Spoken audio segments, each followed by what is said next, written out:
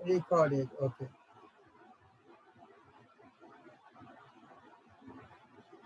यहाँ पर है वारिस कौन, ये पाठ हम देखने जा रहे हैं आज। वारिस कौन, ये विभा रानी जी का ये पाठ है। यहाँ पर विभा रानी का एक चित्र भी मैंने लगाया था लेकिन शायद आया नहीं। उनका परिचय दिया गया है। जन्म 1959, मधुबनी बिहार।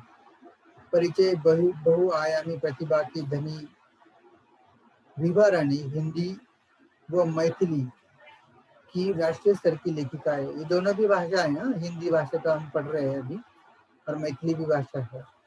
राष्ट्रीय स्तर के नेशनल लेवल लेखिका है। आपने का मतलब लेखिका ने कहानी, गीत, अनुवाद, लोक साहित्य एवं नाट्य लेखन में प्रखरता से अपनी कलम चलाई है। आप समकालीन फिल्म, महिला व बाल विषयों पर लोकगीत और लोक साहित्य के क्षेत्र में निरंतर हमेशा काम कर रही है। और इन्होंने लिखी हुई उनकी कुछ प्रमुख कृतियां हैं। उनका नाम है विभा रानी और विभा रानी जी ने लिखी हुई ये कुछ प्रमुख कृतियां हैं। चलो, खुसरो घर अपने, मिथिला की लोक कथाएं, बोनू झा के किस्से, अगले जन्म मोहे बिटिया न खिजो। शायद ये शब्द आपको मालूम रहेंगे, अगले जन्म मुझे मोहे बिटिया न खिजो। इस नाम की कोई धारावाहिक भी चल रही थी टीवी पर। नाटक है समरथ, द्विभाषी हिंदी अंग्रेजी का अनुवाद है। बिल टेलर की डायरी आदि लेखन इनका है। हम चलते हैं आगे की तरफ। गद्य संबंधी ये पाठ किसके बारे में है? प्रस्तुत संवादात्मक कहानी के माध्यम से विभा रानी जी का कहना है कि हमें उत्तम फल प्राप्त करने के लिए समय और साधनों का सदुपयोग करना चाहिए। हमारे पास जो भी साधन है उसका सदुपयोग करना चाहिए, सही समय पर करना चाहिए। जो ऐसा करता है वो जीवन में सफल होता है। हम सीधे जाते हैं पाठ की तरफ। हमारा पाठ बड़ा ही छोटा हिस्सा ही है और समझने में बड़ा ऐसा नहीं, कुछ भी मुश्किल शब्द उसमें नहीं है। बर है भी तो मैं आपको बताऊंगा, ठीक है। और चले सीधे जाते हैं पाठ की तरफ। पाठ बहुत मुश्किल नहीं है। एक राजा था, उसकी 4 बेटियां थी, या उसके हैं, उसकी भी कह सकते हैं। राजा ने सोचा कि इन चारों में से जो सबसे बुद्धिमती होगी, इसमें मतलब बुद्धिमती का मतलब बुद्धिमान, जो सबसे बुद्धिमान होगी उसे ही अपना राजपाट सौंपेगा। राजपाट का मतलब राज्य का कारोबार, सौंप देना का मतलब उसे उसके हाथ देना। इसका फैसला कैसे हो वह सोचने लगा। अंत में उसे एक उपाय सूझ गया। सूझ जाना तो मतलब समझ में आना। सोच रहा था कि मेरी 4 बेटियां हैं, उनमें से किसके हाथ में मेरा राज्य का कारोबार सौंपूं। तो इसलिए उसने सोचने लगा और कैसे उनकी परीक्षा ले, इम्तिहान लेने के लिए उसके मन में कुछ उपाय समझ में आ गया। उसने एक दिन चारों बेटियों को अपने पास बुलाया। किसने बुलाया? राजा ने। किसको बुलाया? चारों बेटियों को। सभी को गेहूं के 100 दाने दिए। कितने दाने दिए? हर एक बेटी को 100 दाने। और कहा, देखो आप गलतियां नहीं करना, कहा शब्द है, कहा चंद्रबिंदी है तो जगह के बारे में हम कहते हैं कहाँ है वो, तो अलग बात होती है। और कहा का मतलब मुंह से कुछ कहना। 100 दाने दिए और कहा, इसे तुम अपने पास रखो। 5 साल बाद जब मैं इन्हें मांगूंगा तब तुम सब मुझे वापस कर देना। राजा ने उन सभी बेटियों को गेहूं के 100 दाने दिए हैं। हर एक बेटी को 100 दाने दिए हैं। हर एक बेटी को 100 दाने। तो और उसने कहा कि इस 100 दानों को मैं 5 साल के बाद तुम्हें मांगूंगा। जब मैं मांगूंगा तब मुझे वापस कर देना। गेहूं के दाने लेकर चारों बहनें अपने अपने कमरे में लौट आई। बड़ी बहन ने उन दानों को खिड़की से बाहर फेंक दिया। ध्यान रखें, बड़ी बहन ने, जो सबसे बड़ी, उसने क्या किया? खिड़की से बाहर फेंक दिया। उसने सोचा, आज से 5 साल बाद पिताजी को गेहूं के इन दानों की याद रहेगी क्या? मैं नहीं सोचती हूँ कि वो याद करेंगे। और जो याद भी रहा तो क्या हुआ, भंडार से लेकर दे दूंगी। लेकिन पिताजी ने क्या कहा था कि उन दानों को तुम्हारे पास रखो, और लेकिन उसने क्या किया, खिड़की से बाहर फेंक दिया। सर वेगळा आवाज येतोय। हाँ कोई तो है जो आवाज निकल रहा है, मैं सबको म्यूट कर देता हूँ। एक मिनट, अलाउ इसको बंद कर देता हूँ। ओके चलो, अभी किसी की आवाज नहीं आएगी। गेहूं के दाने लेकर चारों बहनें अपने अपने कमरे में लौट आई, और सबसे बड़ी जो बहन थी उसने वो दाने लिए और खिड़की से बाहर फेंक दिए। उसने सोचा कि 5 साल बाद पिताजी को याद नहीं रहेगी, और याद आ भी गई तो क्या, भंडार से जाकर वो 100 दाने लाकर दे दूंगी। दूसरी बहन ने दानों को चांदी की एक डिब्बी में डालकर उसे मखमल के थैले में बंद करके सुरक्षा से अपनी संदूकची में डाल दिया। एक पेटी में डाल दिया, उसे मखमल के थैले में डाला ताकि वो दाने खराब ना हो। सोचा 5 साल बाद जब पिताजी ये दाने मांगेंगे तब उन्हें वापस कर दूंगी। पहली बहन ने क्या किया, घर से बाहर फेंक दिया या खिड़की से बाहर फेंक दिया। दूसरी बहन ने संदूकची में रखा। तीसरी बहन बस सोचती रही कि इसका क्या करूं। और चौथी और छोटी बहन तनिक बच्ची थी, शरारतें करना छोटे बच्चों का अधिकार होता है। ऐसे ही एक छोटी बच्ची थी, शरारतें करना उसे बहुत पसंद था। उसने गेहूं के भुने दाने भी बहुत पसंद थे। उसने दानों को भुनवाकर खा डाला। आप लोग भी खाए ना, पॉपकॉर्न बना के खाते हैं ना आप लोग। उसने दानों को भुनवाकर खा डाला और खेल में मग्न हो गई। ये पाठ का एक छोटा सा हिस्सा मैंने आपको कहा है। राजपाट का मतलब क्या होता है, राज्य का कारोबार, सूझ जाना, समझ में आ जाना। गेहूं के दानों का चारों बहनों ने क्या किया, पहली बहन ने क्या किया, खिड़की से बाहर फेंक दिया। दूसरी बहन ने क्या किया, चांदी की डिब्बी में उसे रख दिया या मखमल के थैले में बंद करके रख दिया। तीसरी बहन ने सोचा है क्या किया वो बताया नहीं है, और चौथी बहन ने उसे भुनवा कर वो खा गई। ध्यान रखें कि किसने क्या किया है। ठीक है, हम चले और आगे चले जाते हैं।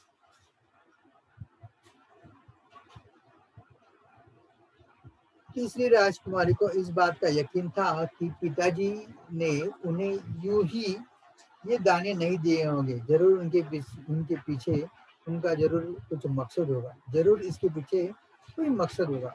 मकसद का मतलब होता है उद्देश्य। पहले तो उसने भी अपनी दूसरी बहनों की तरह उन्हें सहज कर रख देने की सोची, ऐसे ही रख देंगे, बचा कर रख देगी। लेकिन वो ऐसा न कर सकी, क्योंकि 2-3 दिन तक वो सोचती रही कि क्या करूं इसका। फिर उसने अपने कमरे की खिड़की से पीछे वाली जमीन में वो दाने बो दिए। बो देना मतलब लगा दिए। समय पर अंकुर फूटे, उनके पौधे तैयार हुए, दाने निकले। राजकुमारी ने तैयार फसल में से दाने निकाले और फिर से बो दिया। इस तरह 5 वर्षों में उसके पास ढेर सारा गेहूं तैयार हो गया। समझ में आ रहे हैं? सबसे अच्छा इस्तेमाल किसने किया? तीसरी राजकुमारी ने किया। पहली ने क्या किया, खिड़की से बाहर फेंक दिया। दूसरी वाले ने मखमल के थैले में एक संदूकची में डालकर एक संदूकची में उसे रखा। तीसरी ने दाने बो दिए, उसे फसल तैयार हुई, और दाने मिल गए, और दाने वो बो दिए, और बहुत सारे दाने, बहुत बड़ी फसल उसकी तैयार हो गई 5 साल। 5 साल बाद राजा ने फिर से चारों बहनों को बुलाया और कहा, आज से 5 साल पहले मैंने तुम चारों को गेहूं के 100 दाने दिए थे और कहा था कि 5 साल बाद मुझे वापस करना है। हाँ, कहाँ है वे दाने?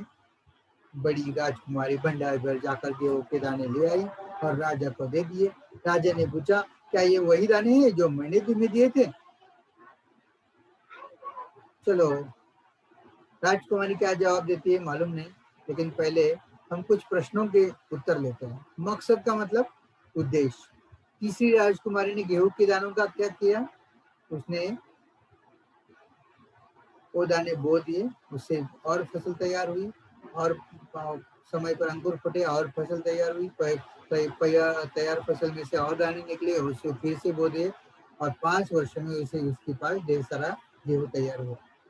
5 साल बाद राजा ने फिर चारों बहनों को क्यों बुलाया, क्योंकि वो चाहता है कि वो जानना चाहता है कि उन 100 दानों का जो उसने चारों बहनों के दिए थे, उन 100 दानों का सभी बेटियों ने क्या क्या किया, इसलिए उसे उन्हें बुलाया था।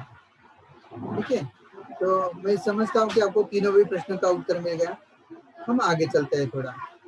पहले राजकुमार ने कहा हाँ कह दिया। पहले तो क्यों बड़ी ने क्या किया था, खिड़की से बाहर फेंक दी थी, अभी भंडार घर जाके लेके आई थी, हाँ कह दिया। मगर राजा ने फिर कड़क कर पूछा, ऊंची आवाज में पूछा, झूठ तो नहीं बोल रही तो?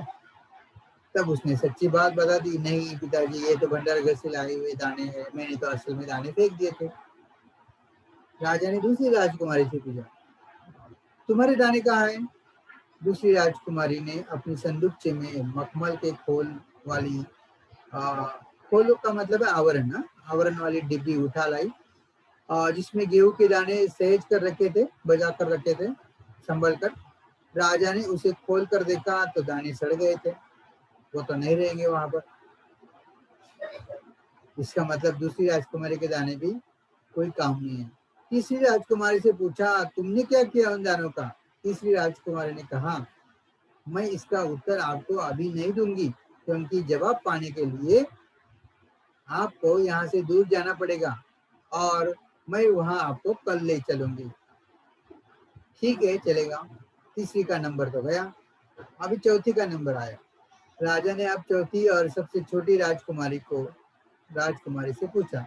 उसने उसी बेपरवाही से जवाब दिया। उसने क्या किया था, दाने भुनवा कर खा गई थी।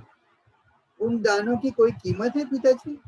वैसे तो ढेरों दाने भंडार में पड़े हैं, आप तो जानते हैं ना, मुझे गेहूं के भुने दाने बहुत अच्छे लगते हैं, सो मैं उन्हें भुनवा कर खा गई।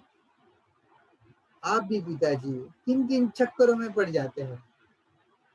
ध्यान में आना चाहिए कि चक्कर में पड़ जाना मुहावरा है, चक्कर में पड़ जाना, तो मतलब कैसे कैसे बातों में आप आ जाते हैं। सभी के उत्तर से राजा की बड़ी निराशा हुई, लेकिन तीसरी राजकुमारी का उत्तर उन्हें अभी तक नहीं मिला है। पहली, दूसरी और चौथी राजकुमारी का उत्तर तो मिल गया, लेकिन सभी के उत्तर से निराशा हुई। चारों में से अब उसे केवल तीसरी बेटी से थोड़ी उम्मीद थी। कड़क कर का मतलब ऊंची आवाज में, सहज कर का मतलब संभाल कर या बचा कर। चारों बहनों ने क्या जवाब दिया? पहली ने कहा, जो सच्चा जवाब था उसने बताया कि उसने फेंक दिए थे। पहले तो हाँ कहा था। दूसरे ने क्या कहा कि दूसरे ने वो दाने दिखाए लेकिन वो दाने सड़ गए थे। तीसरे ने क्या उत्तर दिया कि वो तुम्हें कल लेके चलूंगी जहाँ पर वो दाने रखे हैं। और चौथे ने उत्तर दिया कि मैंने उसे बुलवा कर खा लिया। तो ये उत्तर थे उनके। अभी है, सभी के उत्तर से राजा से बड़ी निराशा हुई। चारों में से अब उसे केवल तीसरी बेटी से थोड़ी उम्मीद थी। दूसरे दिन तीसरी राजकुमारी राजा के पास आई। उसने कहा, चलिए पिताजी, आपको मैं दिखाऊं कि गेहूं के वे दाने कहाँ हैं। राजा रथ पर सवार हो गया।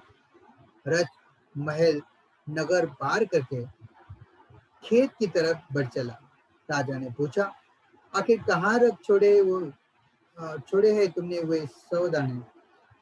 इन 100 दानों के लिए तुम मुझे कहाँ कहाँ के चक्कर लगवाओगे? चक्कर लगवाना या चक्कर में पड़ जाना, पहले तो चक्कर में पड़ जाना है, अब यहाँ चक्कर लगवाना, कहाँ पर मुझे घुमवाओगे?